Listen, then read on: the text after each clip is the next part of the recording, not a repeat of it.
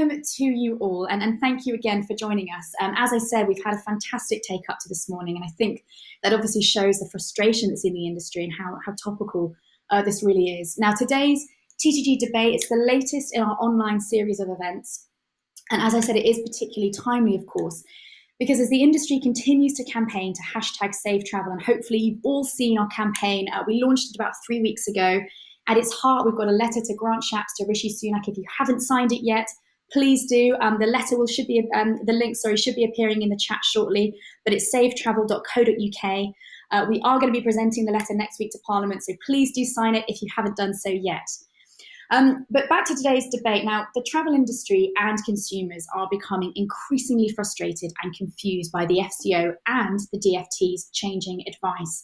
We've seen destinations being switched off at a moment's notice, but of course airlines aren't always playing ball now when it comes to issuing refunds, and they're continuing flights to countries that are on the no travel list, leaving some travel agents unable to easily reimburse customers, and some that are doing so are having to do it at a cost to themselves.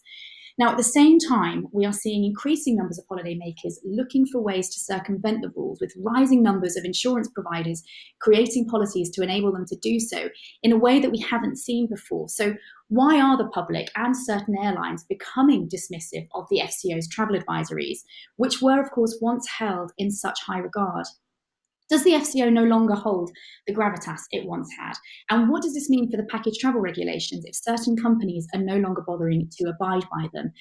We're here to explore all of this morning, and any other questions that I would love you to all to raise during the discussion, and please do use the Q&A function for that. So here to discuss all of this, I'm joined by Susan Deer, Director of Industry Relations at ABTA, Guy Anker, Deputy Editor at MoneySavingExpert.com, and Joe Kalatsis, Director at Themis Advisory Limited. Now, I should say that we did invite the FCO to be part of today's discussion. Sadly, they were unable to join.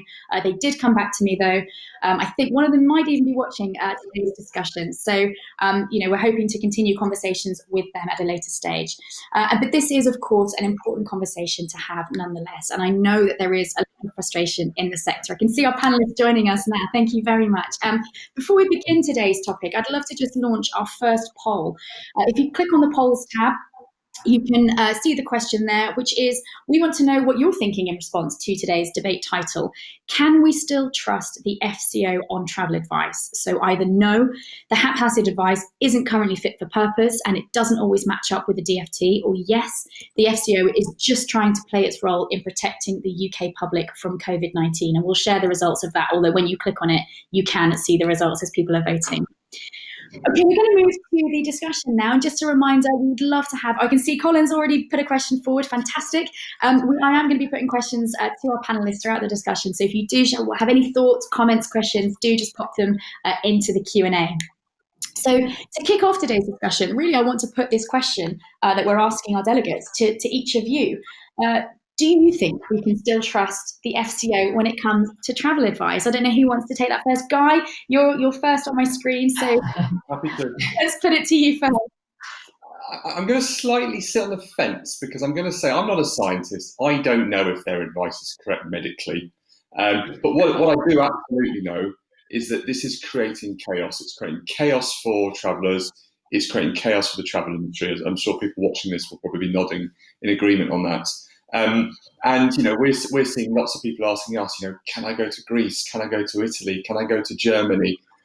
Countries that may not yet have those advisories, on top of people who were planning on going to Spain, who were planning on going to France, who've clearly been hit. So I personally, I don't know. I'm not a scientist. I'm not a medical expert. I don't know if this is going to save lives or not. But certainly this very short notice people are getting is creating havoc.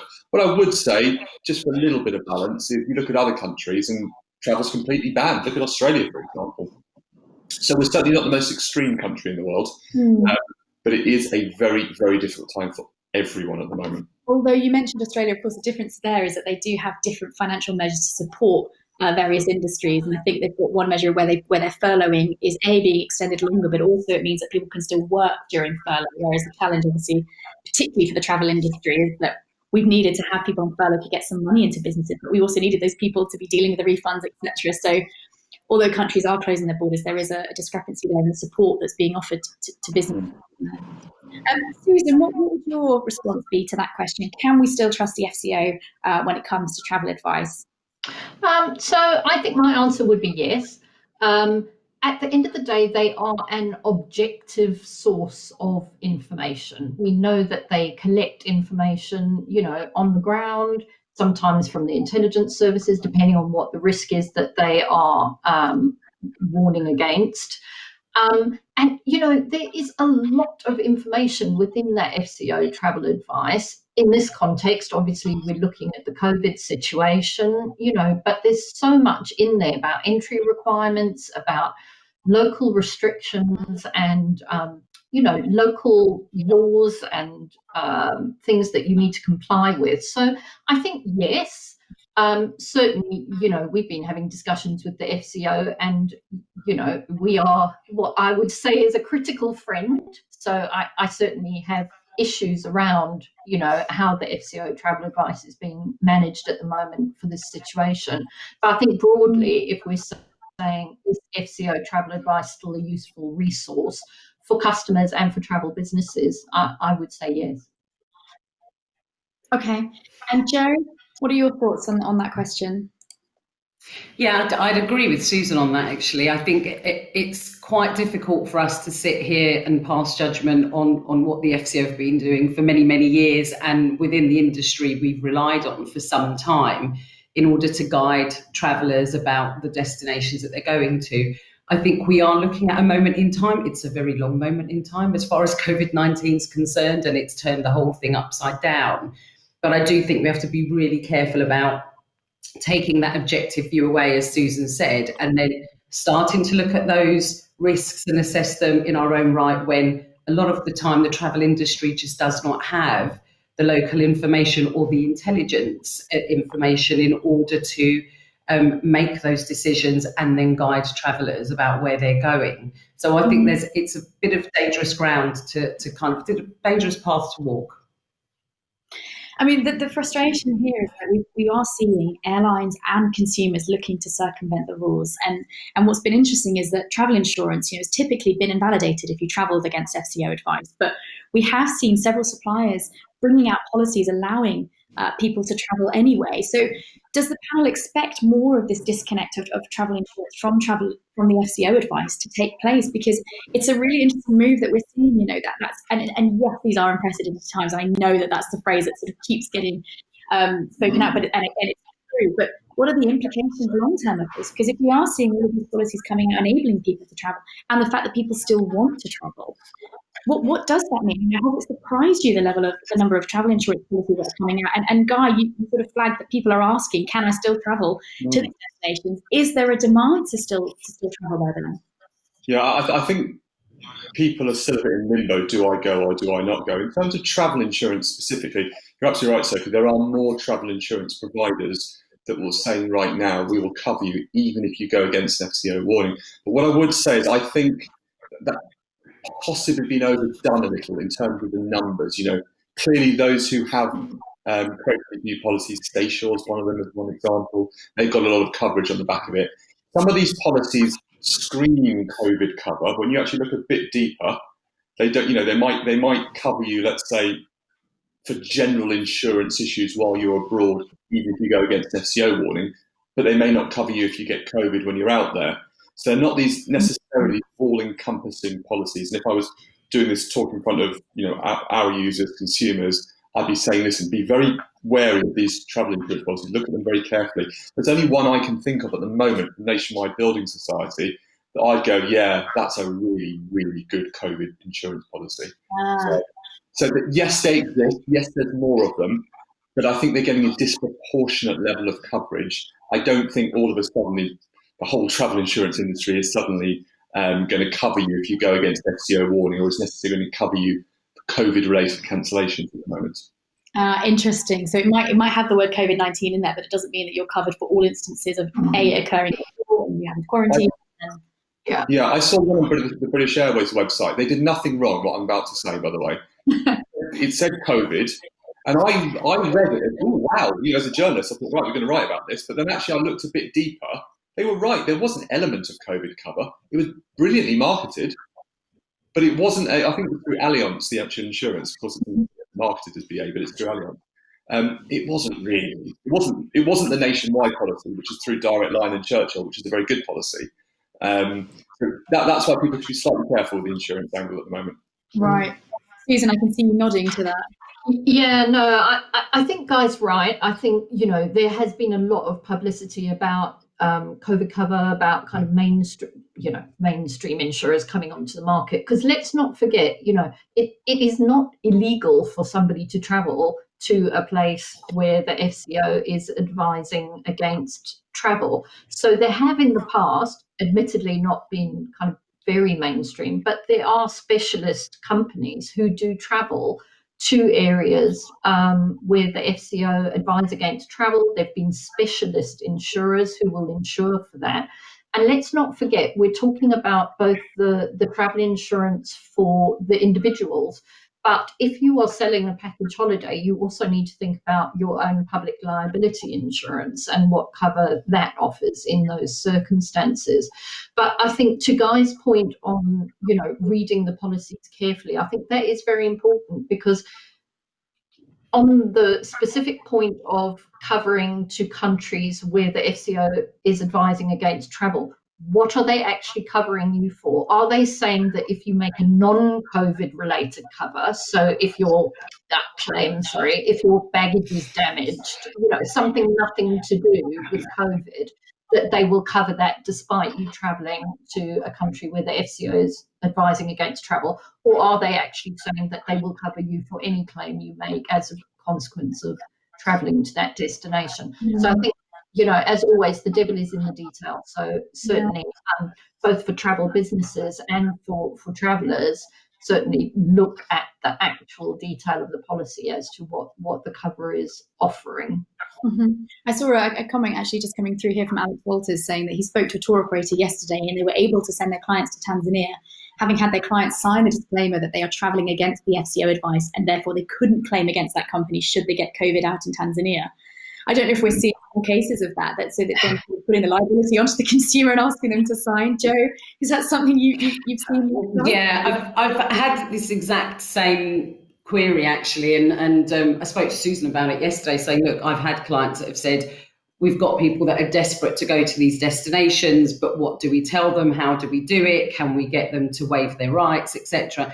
And actually, you've got to be really careful of that, because in the US, disclaimers are rife and they work slightly differently to how they work here. But in the UK, we don't really follow that regime. And actually, you can't contract out of your responsibilities or obligations under the package travel regulations. So if it's a package holiday, you still have the obligation to provide assistance if they get stuck there for whatever reason. And again, if the FCO advice later changes or for some reason something happens and they can't then provide the services locally, or it affects the package that was due to be provided, you may still be on the hook for that. So I think it's one thing getting the customers to acknowledge, and maybe that will garner some sympathy from their end. But when push comes to shove, I think most people will expect to rely on you to help them to get home or give them some assistance, because when they're there, they're there. And you're the ones that have transported them there. So I think you've just got to be really careful. But having looked at this situation, I agree with everything Guy and Susan have said. You've got to look at the small print of all of these policies. One is your own liability insurance, obviously, as a tour operator, if you are sending them on a package trip. But on the other hand, the travel insurance that they have, does it provide the cover that they really do need in order to be all-encompassing?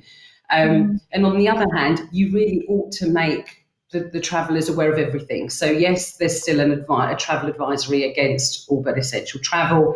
And as Susan said, there's nothing illegal about travelling against FCO advice, because there's not it's not a closure of airspace or anything like that. You can still go, because if you do have to travel for essential reasons, you can get there, right? That's the whole point. Yeah. But you have to tell them that they may not be covered if something happens. That you can't guarantee what sort of issues are going to arise when they get there. You have to make them aware of all of those risks. If they still want to go, that's fine. But then I think you've fulfilled your duty in giving them all of this upfront advice and allowing them to make an informed decision. And in some cases, I do know that operators are turning some business away because they simply don't want to put themselves in that position at this stage. Some people have said, look, we're not going to make any bookings from now until, the end of September to certain destinations, just to avoid this constant cycle of booking, rebooking, changing dates, etc. And most are saying, look, let's just look to next year, which is great. I mean, people do want to travel. That's the point.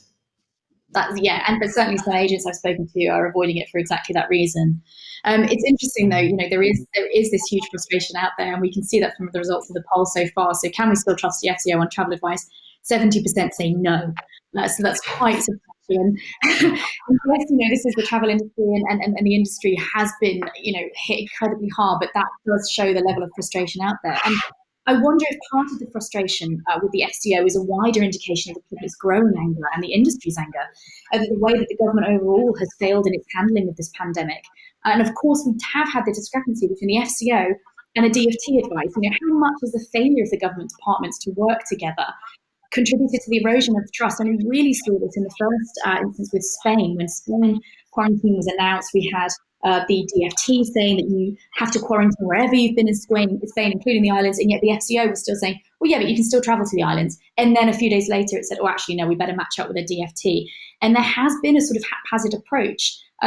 Susan, are you able to share a bit more on that? Because obviously you've been involved on the ABTA side in terms of working with government on that. Yeah, absolutely. And we have been working, across the government departments. I've been speaking to the FCO, and, my colleagues in our public affairs team speak to the other government departments as well. I think, it's really interesting, the results of your poll, I have to say. And yes, I don't underestimate the frustration, particularly at the communication that has come out of government, which, perhaps has not been as clear as it could be. I think in terms of the discrepancies between the advice, what I would say is that we need to remember that they are looking at two different things. So the FCO is concerned with UK nationals who are travelling overseas, the safety of UK nationals travelling abroad. So that's leisure travellers, business travellers, whatever. So that is the risk that they are trying to assess. And then what is now known as the DfT travel corridor list, but what originally started off in the Home Office as effectively a borders issue, what they are looking at, that risk that they are assessing is the risk of travellers coming, and this can be UK travellers returning or travellers from the destination inbound into the UK, effectively importing a risk into the broader UK population, so the so-called imported infection. So it is two different risks that they are looking at.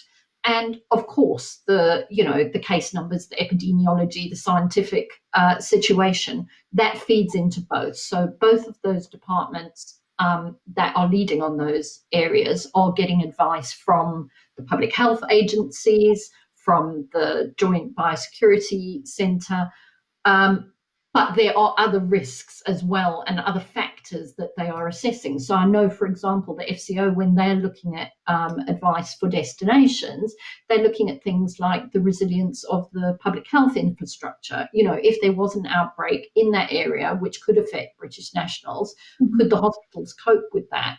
Could the health system cope with that? And also, if that destination was to decide to lock down, for example, as we saw, when we were coming into the beginning of this pandemic, when we ended up with repatriation back to the UK, can the transport system cope with that? Because what we saw in the beginning was, some airlines just shutting down their programs, and then the difficulty of getting travellers back to the UK. So those are considerations that the FCO is making in addition to the epidemiology. So I think we need to remember that those two different risks, which is why, they may not always be completely coordinated. Though having said that, over the last few weeks, we have got into this, weekly review. And in fact, the last few destination announcements have been, matched up on both of the lists. I mean, there is. Oh, sorry, Guy, you say. If I just make a point on that, what Susan said. One, the big question was, can we trust the FCO? And I think we need to separate the accuracy of the information versus the communication. I think Susan might mention this at the start. I can't speak for the accuracy, as I said, hands on the table. I'm not a doctor, I'm not a scientist. However, the communication, this is where I think there's so much frustration. This is why I think the poll is as it is. I saw a couple of comments come through, why is the panel all defending the FCO? I won't defend the government on the communication side. I mean, the Balearic situation when Spain went on the list was bizarre. I understand what Susan says about there's competing issues here between what the DfT says and what the FCO says. But I looked at Thailand as an example. I can't remember which way around it was, but I think it's that you need to quarantine when you're out there, when you come back rather, but there's no FCO warning. It might be the other way around. But that's really, really confusing for people. I personally don't know why it should be different. I'm sure someone with more deeper medical knowledge might have an answer to me. But certainly the communication has been very difficult for us as travellers, for you guys in the industry. Something feels a little missing. The other thing is I've had experience going through airports during COVID. I came back from Dubai because I was stuck out there for 6 weeks because of COVID, right at the end of April. I really noticed the difference between the UK airports and the airports in Dubai and Thailand, where I'd been a few weeks before. In Dubai, I was tested when I got there. Thailand is Bangkok, temperature checks everywhere. I don't know whether they work, but it felt a very different experience, albeit a few months ago. But we're still hearing those same sorts of stories of people coming back to the UK and how it's a very different airport experience. I've seen pictures, there might be one-offs, but I've seen pictures of people queuing really tight queues at customs or at passport control in the UK. Something doesn't feel right there. Now, I think this is all part of that, feeds into that frustration. Again, I'm not there to judge the accuracy. I'm not there to judge the health implications. But it doesn't quite feel right on the communication side. Yeah, and certainly we're seeing stories from those in the travel industry that have been abroad that have come back and experienced a very different reception when they arrive at the airports here, where it seems much more lax and doesn't really seem to tally with the quite strict, draconian kind of blanket quarantine measures that are being put out, which I appreciate are from the DfT, driven by the DfT, and the FCO is sort of doing its separate job. But someone's raised a point here, Julie Crouch is saying, why does the FCO destination advice not go back to how things were pre-COVID with a red, orange, green regional map like we've seen in certain destinations in terms of where it's safe to travel? These destinations are not war zones, she points out, and blanket travel bans are irrelevant if they're saying if you travel to the whole of Croatia that you're in danger, when actually it's a small proportion of it. And I know that that's a general frustration, and I appreciate we don't have the FCO on this panel. And for those that have joined us late, I should just add, we did ask the FCO to join. They were sadly unable to join. They did come back to me. They were unable to join, but we are going to continue these conversations and certainly put the points raised today to them. So hopefully we can try and get some response for those that are watching. But that seems to be certainly a point that might make sense and at least kind of alleviate some of the frustrations of the industry. Joe or Susan, I can see you nodding with that. Yeah, I think just before the travel corridors were finally announced, there was talk about this traffic light system, wasn't there, so that we could better understand and guide people as to, the extent of the risk. And then that was kind of binned without any further mention when the travel corridors were finally announced. So everybody was still kind of scratching their heads saying, is there a traffic light system? Isn't there one? Are we going to have one? Where is this coming from? Speaking to, a number of people that have been closer to that sort of discussion at government level, as I understand it, there is some discussion in the background about how they issue the advice and the travel corridors associated with certain destinations. But as far as I'm aware, that's still not being made public. So a lot of destinations that would like to join that list aren't actually even aware what they need to do to get on the list.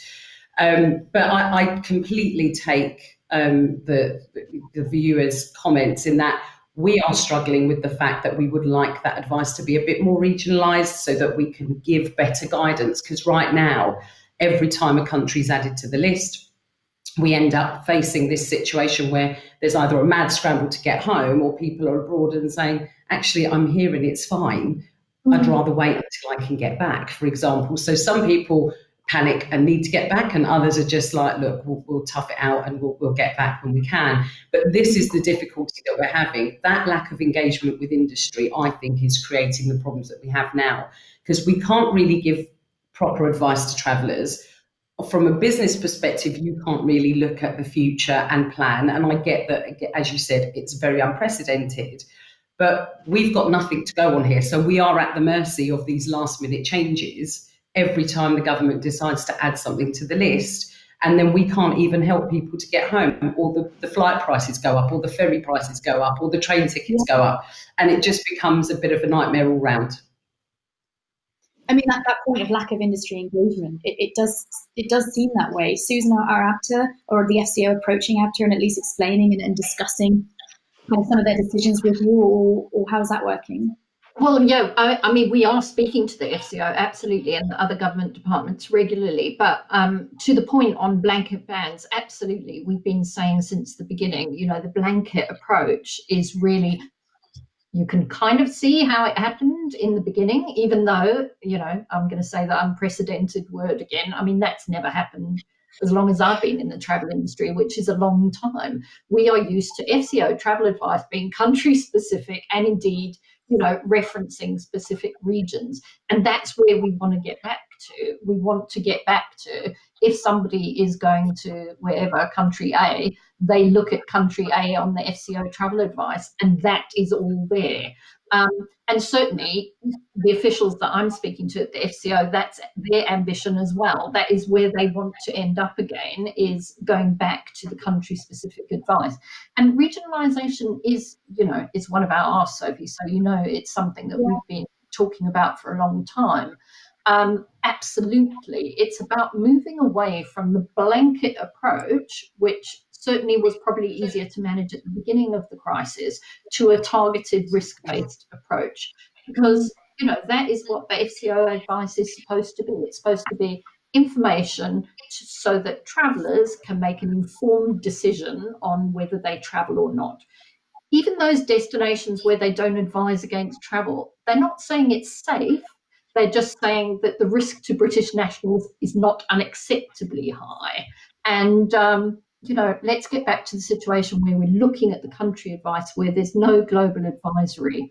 And they are aiming towards that, but it's just not, it's not moving perhaps as quickly as we'd like to see. But those discussions about regionalisation, not just the FCO, but the DfT as well, are definitely ongoing. And I know the airline associations are obviously discussing that as well. I saw Grant Shapps was pushed on this point, and I appreciate he's DfT, and that there is that difference there, but he was pushed on exactly this point, and his comeback on the BBC interview was that, well, look, we can't necessarily trust the figures in all of these sort of certain regional destinations, so it's harder to kind of not have these blanket quarantine bans. But then I would argue, surely that's the FCO's role, is to sort of, have the resources on the grounds to ensure that you can trust the data, but I guess that's part of the frustration with this. Someone's raising a point here, taking umbrage with the fact that the FCO, they're saying, Danny Callahan's saying, and not looking at the resilience of destination countries. Says I could name several in Latin America, for instance, that are well prepared and should be available for travel soon, but are still on the no-go list. And someone else is agreeing and making that point of Africa as well. And I appreciate, you're not here to defend the FCO, but it does seem that there are that are here that are, frustrated with these countries aren't ready. And we saw that with Portugal. Portugal was, ready and open, and certainly had lower cases in some destinations that at the time hadn't even been put on the list. And sorry, Sophie, and this is one of the things that we had been saying was about, the criteria, because I think there's been a lot of focus on the case numbers and things like that, understandably, because, what we're dealing with is a health crisis. So it's understandable that you look at the cases, but not knowing precisely, I can tell you that I know the criteria are different. I can tell you I know what some of the criteria are just from discussions, but we don't know precisely what the criteria are that are being worked on, even by the Joint Biosecurity Centre. And this is what is making it so difficult for businesses to plan, because you can't just look at the case numbers. You can look at them, but that's not going to give you the full answer. And especially when other countries are doing things differently. So Mark Jordan has pointed out, why did Germany still continue to fly to the Canaries, for instance, because it had a much lower rate? Why are we doing things so differently to many other countries? And I think this perhaps, it ties into this wider frustration with the government's handling of the pandemic. I think there's perhaps an erosion of trust in the wider government because they've handled it so catastrophically compared to other countries from the beginning. So perhaps that trust has already been eroded by this point. Susan's point about the not knowing the criteria is really interesting, because every Thursday we seem to build to this crescendo, don't we? Which country is going to be next? Is it going to be Croatia? What it was? Is it going to be Switzerland? Is it going to be Turkey? Is it going to be Greece? You do a search on Google for Greece and Turkey at the moment, and Switzerland, and half the newspapers are speculating because we don't really know. There's a great list from someone called Paul Charles out there, which I look at all the time. That's probably the best one out there. Yeah. But even we don't know whether. None of us have any idea what's going to happen today, for example, or next Thursday. Will it be another day? It's very, very difficult to plan. I'm going to sit on the fence again. I don't really know none of us really know what goes on in the, FCO towers and the DFT towers. We're not health experts. Sorry to repeat that, but nevertheless, it is so frustrating for so many people. Yeah, but that's the other point, isn't it? That it's the lack of knowledge being shared to the industry. So there's no like warning. So everybody is relying, exactly as you said, on Paul Charles's quarantine list, and certainly the newspapers are relying on that. People are getting their headlines from the Telegraph, which I think today is reporting about an air corridor between the UK and New York, the possibility of that, and people are relying on newspapers and Paul Charles now for where the next quarantines are coming from, rather than the government or ABTA, for instance. And I don't know if there's a conversation that can be had with the FCO sharing that data, but there is that frustration that we shouldn't be relying on these other sources to get the information on where's next. No, and I think that comes back to the point that a few of us have made here. It's about communication. It's about the government communicating to travellers, to businesses about things like criteria, about things like what their plan is in terms of moving back towards the individual country advice. So absolutely, yes, communication is certainly an issue. That doesn't mean conversations aren't going on. It just means that the outward facing communication could be better. There is another frustration with all of this, is that, of course, some airlines are continuing, as we flagged, to fly to these destinations because, as we have also flagged, there is still a demand. Consumers are wanting to still go there. But the challenge is, and we've seen this in the case of two well-known OTAs recently, have been accused of wrongly delaying refunds to thousands of customers because they're saying to customers that they're only going to refund for flight costs if the airline cancels their flights too. Now, if the airline is continuing to fly, is it really fair that travel agents, the OTAs, are having to dig into their own pockets to reimburse customers and then have to challenge airlines when they themselves have been through this challenge? Joe, talk us through the kind of legal side of this. And obviously, the PTRs comes into this. Is this all of this undermining trust in the PTRs? Yeah, we have to make a bit of a distinction here between the PTRs and, what the airlines operate towards in terms of Regulation 261. So just to clarify, Regulation 261 is this flight delay cancellation regulation, which we've all lived with for quite some time now. But of course, unless a flight's cancelled, and doesn't have to be cancelled under the airline's terms and conditions, which is, I think, what a lot of them are relying on, the demands there will fly. And that's one thing. You couple that with the package travel regulations, which say pretty much if there is some sort of reason that means you cannot provide the package you've paid for, the FCO advice has always been that trigger for us in the package travel industry.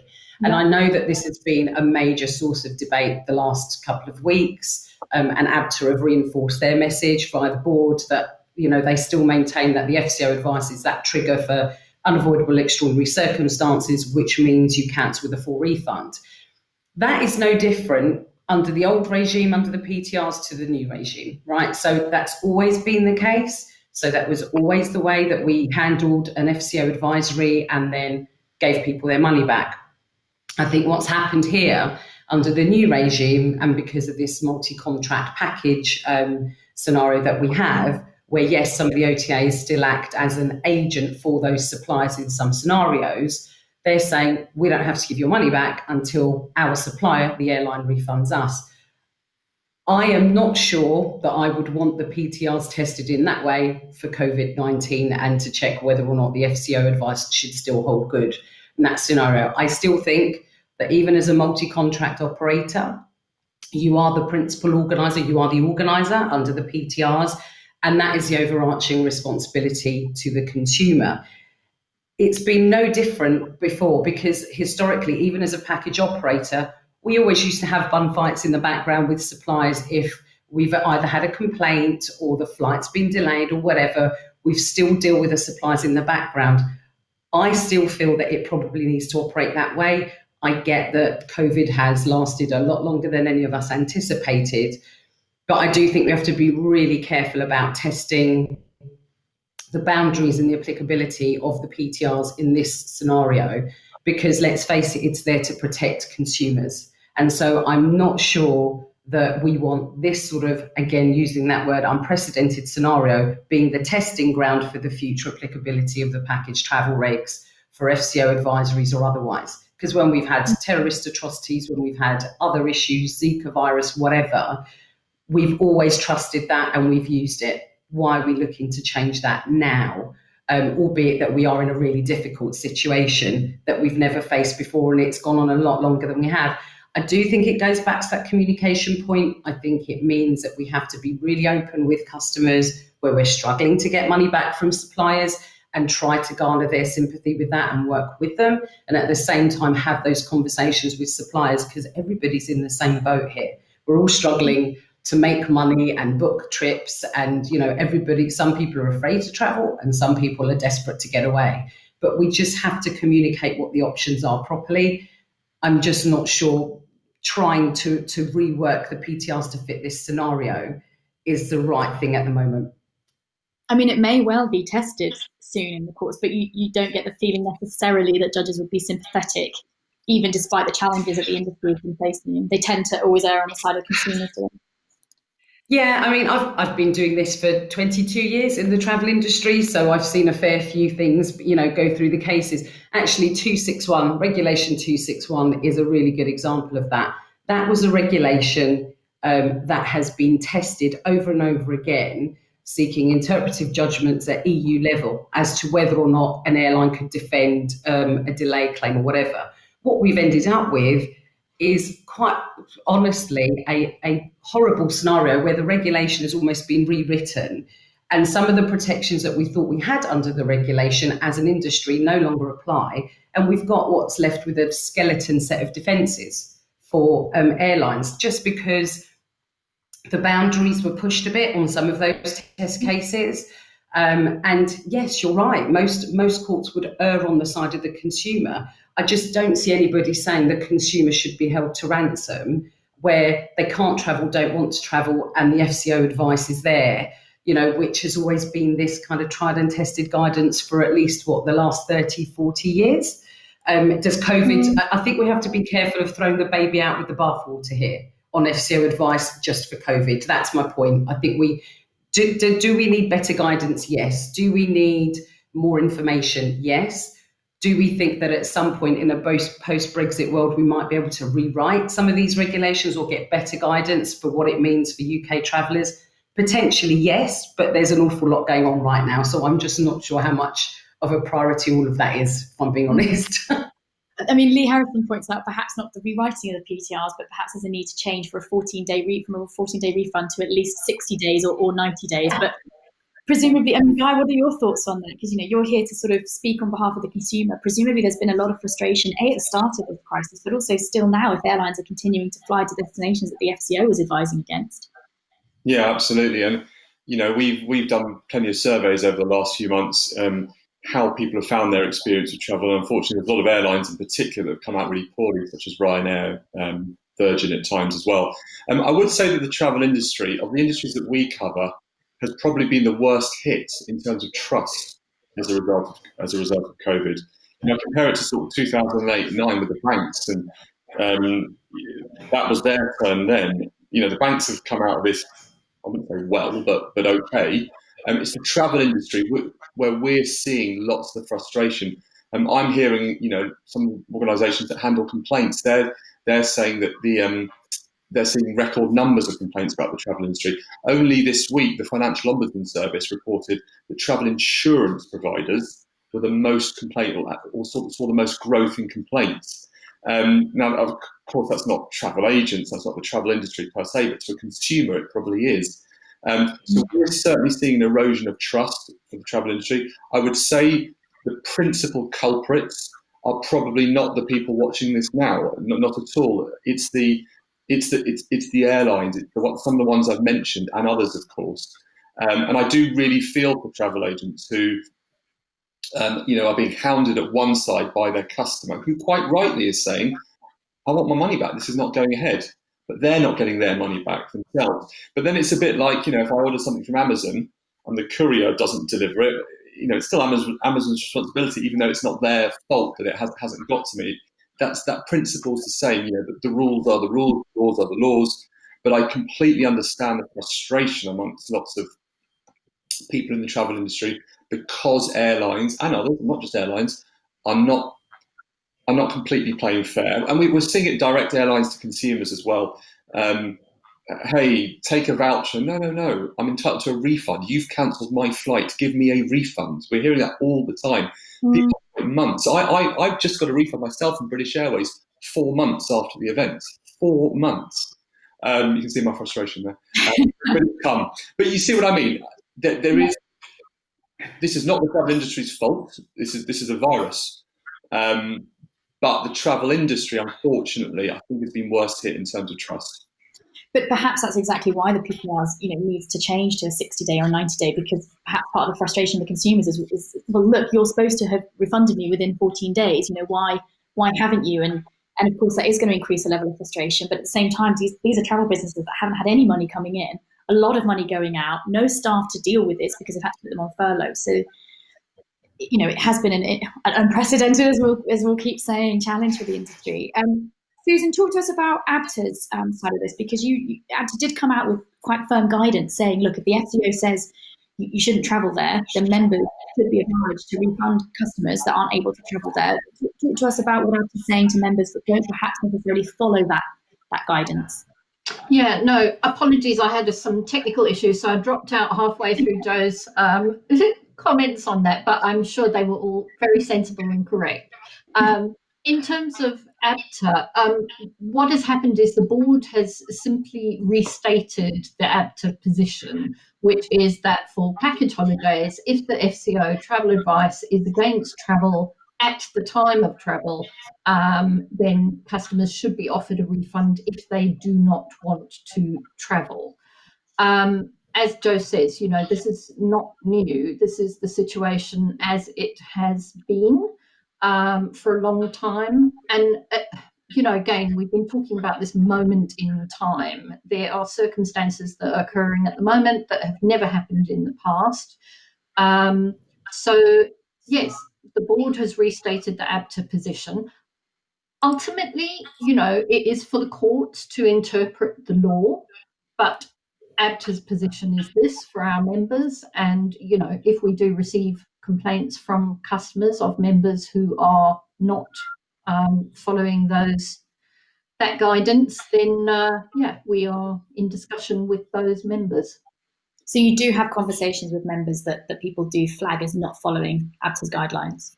Oh, absolutely. I mean, that is what the legal team do. And, they are our members, but equally their customers have a complaint. And where it's something where we have gone out and said, that this is our view on something, then, we'll absolutely have that discussion and try and understand their views and see where we get to.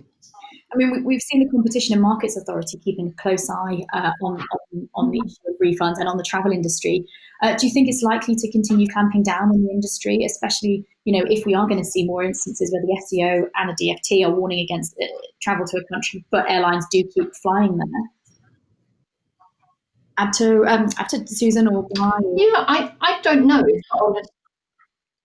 Yeah, no, I don't know. You're absolutely right. The Competition and Markets Authority has shown interest, on a couple of occasions, and so far they've had a pro-consumer view. So, I would expect them to have that view on any other topic. Yeah. Guy, anything to add on that, on the CMA side? Yeah, I think the CMAs will be quite active during this crisis.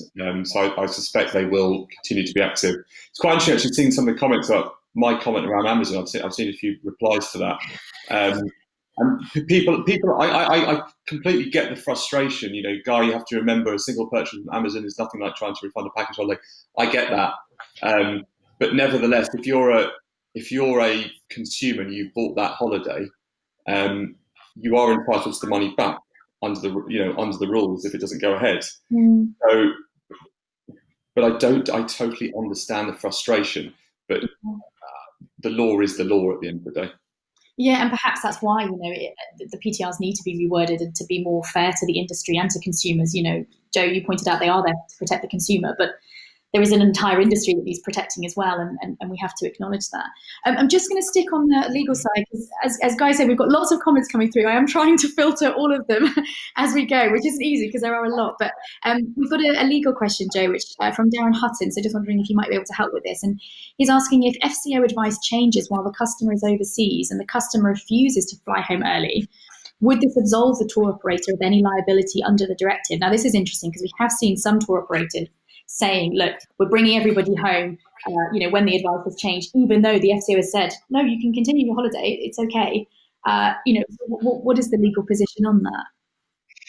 Yeah, I think, look, if you've sent them out to a destination and suddenly everything changes, your immediate obligation is to try to bring them back home, right? But if they don't want to, and they make it absolutely clear they don't want to, and they're willing to wait until their normal flight or whatever to bring them home, I think that's a pretty strong argument that you've fulfilled your obligation. You've tried to adhere to the regulations, and obviously just let them know that if suddenly that flight gets cancelled and then there's a different flight or a date change or a price difference, they might have to cover the cost of that because you did try to bring them home earlier. That is something I would be more confident in having a legal argument against, because you did that in full agreement with the customer, tried to fulfill your obligation given that the situation was changing while they were abroad. That's slightly different because obviously you took them out your obligations to bring them home. That's what the regulations say. But if you're trying and they don't want to, well, they're not kids, you can't force them. So you can't, you have to try and work with them to bring them home in the best possible way. Yes. Okay. There's another point here raised by Duncan Greenfield Turk. Is it time for escrow accounts for clients' money? So this is obviously playing on, the fact that there is this challenge with refunds. And I know that this is a debate that keeps coming up now. Trust accounts, is it time for those? Just great to hear your thoughts. Joe, what do you think on that? Yeah, I mean, look, trust accounts, again, they're a tried and tested method. The reason that they've been not unpopular, but more difficult for the industry to embrace so far is because it does tie cash flow up to a certain degree. But it doesn't necessarily tie everything up. It used to be the case that nobody got paid until customers returned. But in some scenarios, flights are one, for example, you release monies early to pay for your flying in advance, etc. So it's not always the case that everything is ring-fenced until the passenger returns. But I do think that they will become more popular because if people are asking what happens to their money before they travel, COVID has meant that we are facing, as an industry, lots of questions from consumers that historically we didn't see before about the treatment of their money. Is it safe? What happens if I can't go? What happens if it changes? etc. All of those things. So a trust account, I guess, does give you more comfort to say, look, we hold your money until you get back. So don't worry about that. Other than for these scenarios, and this is where we have to pay in advance. But when we pay those supplies, it normally means you're pretty much close to going anyway. But it does give a bigger problem to the industry in terms of, well, how do you fund your business while you're sitting on all that money? So we just need to try and find the right balance, I think, between trust accounts, insurance, bonds, etc., that we have now. It's just that all of those methods have been really tested to the max on the back of COVID, just because the entire world's been affected. It's not just the one destination. We've never had this situation before. We could always offer alternatives to customers, but all of that has been taken away. So all of that pressure is now on the system because we're kind of stuck. until we can get moving again. Although there is that issue of trust, and to Guy's point, we have to get trust back in the industry. Just following up, Felicity Sevens points out, Guy, just going back to the PTRs, if they were reworded to allow 30 to 60-day refund rather than the current 14 days, and customers sort of had this as the law, Felicity is asking, would you agree this would be reasonable? Yeah, I mean, it's a good question. I personally wouldn't argue with that. I'd be lying if I said we've looked really deeply into the impact of, say, 14 days versus 30 days. We haven't. But 1 to 2 months, I wouldn't particularly argue with that, because it is such a difficult time for the travel industry. One thing we've been saying to our users is, bear in mind what a difficult time it's been for the travel industry. If you can show forbearance, please do. If you can take a voucher, if you would use it in future, you might be doing your bit for the industry, for the wider economy, because it is such a difficult time for the travel industry. I've seen some comments saying, asking me, why don't I understand that? I do understand that, when I've been on radio and television, trying to get that across as much as possible, because it is, as someone's put on the comments, and it's an industry made up of so many different parts, and most consumers don't know that. They don't know the interrelationships. 30 to 60 days, we'd need to do a bit more digging to be able to say, yes, this is, the MSC view. I'm just giving a personal view right now. My hunch is it sounds okay. Because 2 weeks to 4 weeks isn't a big deal, especially in the scenario we're in right now. Yeah, okay. Bringing it back to the FCO's sort of advice, because the point is now where do we go from here?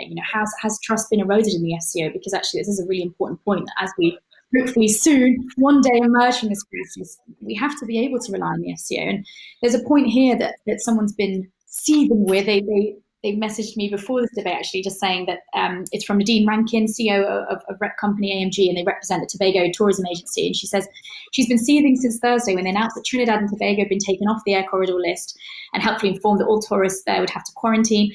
So the utterly ridiculous thing about this, and I've heard other people vent this too, that Trinidad and Tobago have not opened their borders to any international arrivals since closing in March. And aside from a couple of repatriation flights, most recently from the USA, there have been no flights going there at all. So she says, what is the point in Shat going on TV and telling us that tourists returning from there need to quarantine when it's not open anyway? And all it does is result in negative press. And there is that frustration. I can see people flagging here in the comments that perhaps sometimes there are political decisions, sort of intertwined with the FCO's decisions. But Susan, I don't know if you would have any kind of knowledge as to why the FCO would advise against destinations that are even open anyway. What's the point? No, I can't say that I have any insight there, really, I'm afraid. I think, I'm not here to speak for the government. No, of course. They're not here today. All I can say is that the officials that I deal with at the FCO, they understand what we are communicating in terms of members' frustration, their failure to be able to plan, the frustration at the blanket advice, the wanting to go back to a much more focused approach. They completely understand all of that. But unfortunately, at the end of the day, we are still in the midst of this pandemic. We haven't yet moved out of it. We're still in the middle of it. We're seeing it in England as well. And those health considerations, do take precedence. And ultimately, the discussions that we have with officials, the information that we feed in, it absolutely is taken into account, but the decision is taken by ministers. So it is up to ministerial level decisions as to what happens with the FCO exemptions and the DFT travel corridor list. Do you get the sense that they are at least listening and that we might see some movement? So, for instance, a traffic light system, or at least prior knowledge that we're not just relying on Paul Charles's fantastic quarantine list and the Telegraph for our news, but we might actually be able to get more of an idea from the government themselves as to what their next decisions are going to be. Yeah, I don't know. I mean, in answer to are they listening? Yes, they are. That we're having regular conversations on all of the topics that have been raised. The regionalisation, testing is another one. All of these measures that could come in place. And I think again, it comes back to the communication out. So the discussions are taking place. The communicating from our side and the other associations' side of the problems that members are experiencing, the problems that customers are experiencing, that's certainly, going in. But the communication from the other side, I think in terms of the public announcements and making it clear why the decisions are being made, I think that would be much more helpful to businesses. In terms of this, this list that people have been referring to, I'm not entirely, my personal view, I'm not sure it's that helpful to have that kind of information out there constantly every week. I mean, it is just the ECDC figures on how many cases in 100,000. And, I think that's affecting, or it must affect, consumer confidence generally to see this constant speculation in the press about what's going to be in, what's going to be out. And as we've said, we know that is a factor, but not the only factor. And so I'm not entirely sure that it's hugely helpful to customer confidence to have that kind of debate out there. I think Susan's hit the nail on the head there with it would be so much more useful to everybody involved, the travel industry, to consumers, to know why the decisions are being taken. I picked up the Paul Charles list the other day. The other minute. There's other lists out there. There's so much coverage, as we mentioned earlier. It's really difficult. Again, sorry to give another personal example. I'm due to go to Greece soon. I'm looking constantly. Is Greece going to be on the list? Now, I can imagine somebody who's thinking about going to Greece isn't going to book Greece at the moment, I suspect. That's going to affect the travel industry. Now, that might be the correct decision because it might go on the list. It might not go on the list. But if we knew a bit more about why exactly countries are on, it would be more helpful. Now, if someone from the government was on, they might give us a reason why that couldn't happen. It's very easy for us to say that. We're not the ones making the decision. But if it was possible, I agree with Susan, it would be much more useful for all parties. It would not kill all the chaos. It would not kill all the problems, but it might solve one or two of them. I mean, I can see people here saying, it would be helpful if the FCO were here. We did approach the FCO. I agree it would be helpful if they are here. But just in case people missed my comments at the start, we are putting all of these comments to them afterwards. We are going to let them know, the outcome of the discussion.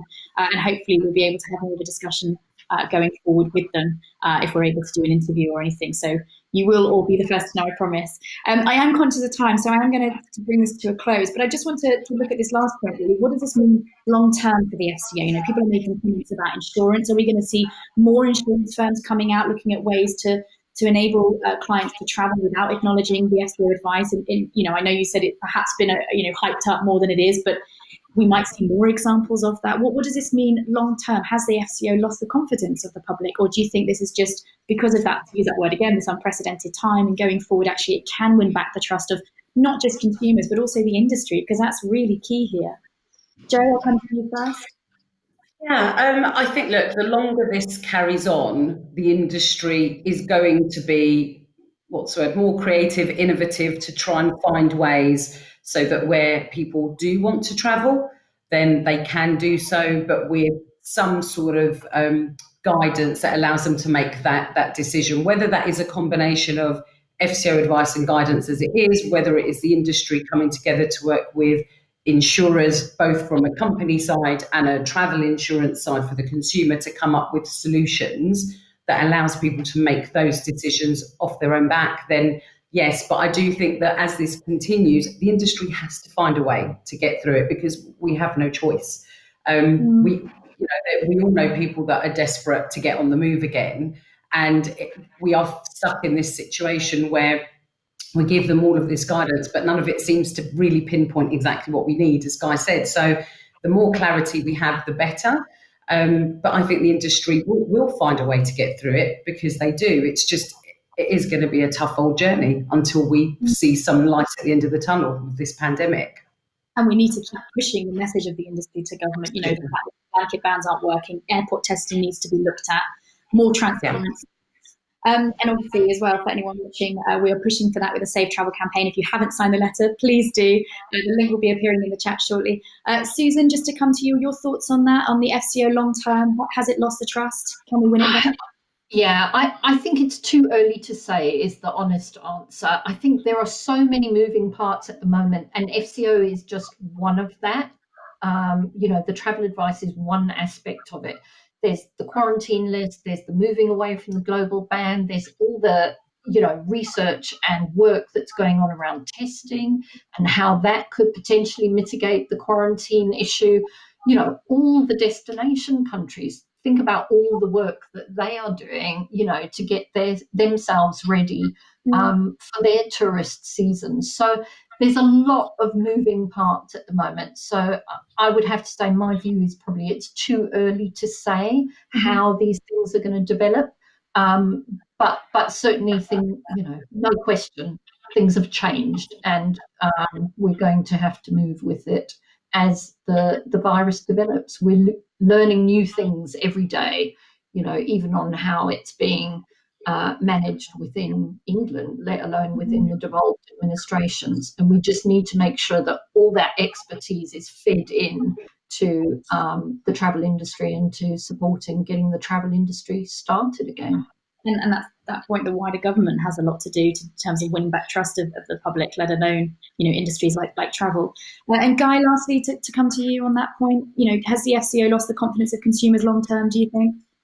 I think probably most people didn't even know what the FCO was before this, unless they were going somewhere far away to check their visa requirements. I think the bigger question is, has the government lost the confidence? I know, but just go back to the point about communication. None of us can answer the accuracy point. We're not health experts. Sorry, I've said that 100 times. But they need to learn from what's happened over the last few weeks. And they have in some instances, in other aspects of the communication of the virus. They've made U-turns. U-turns is sometimes a terrible word. Actually, U-turn can actually mean you've actually learned from your mistakes and you're doing things better. They need to learn where they've made mistakes here. They're not perfect. They're human beings. They're in the middle of a pandemic too. But please, you know, if anyone from the FCO, the government's watching this, you know, think about the chaos that is being caused. It's not your fault, it's the pandemic, but how can you just communicate that a little bit better so all of us, people who are traveling, people, you know, whose livelihoods depend on this, you know, can actually get through this. Yeah. Well, Julie Crouch perhaps provided that last word. She says, well, they need to U-turn on the quarantine and blanket ban too. We've certainly seen enough U-turns, so hopefully that is a possibility. Listen, I can see the time ticking away. Thank you so much to the panel for joining us this morning. I'm sorry, we could have continued this conversation a lot longer. I know there are other points to discuss, but really do appreciate you giving up the time. So thank you very much. And thank you to everybody watching as well. I just want to flag a few things before I wrap up. Do look out for more things coming from TPG. We've got the Restart Travel Festival coming up on the 22nd of September until the 2nd of October. It's free to attend. It's got panel discussions, agent training. We've got a whole host of suppliers involved already. So do look out for more of that on ttgmedia.com. Also, just to flag, we've got our first monthly edition of the magazine arriving back in print on September the 7th. And there is something else as well coming from TTG very, very soon. I can't say any more than that, but do keep an eye out for that. For now, our Save Travel campaign, #SaveTravel, is still going strong. If you haven't signed the letter yet, please do. The link will be in the chat shortly. We are going to be presenting the letter to Parliament on Tuesday. More details will follow on that, but you've still got time to sign it. So please, please do. We've got well over 10,000 signatures, but let's keep them coming. Let's show government we mean business and that, you know, we need more support from the government urgently. But for now, stay safe, stay well, everyone. And as ever, do stay tuned to ttgmedia.com. Thank you very much to the panel, and thanks to everyone for watching today.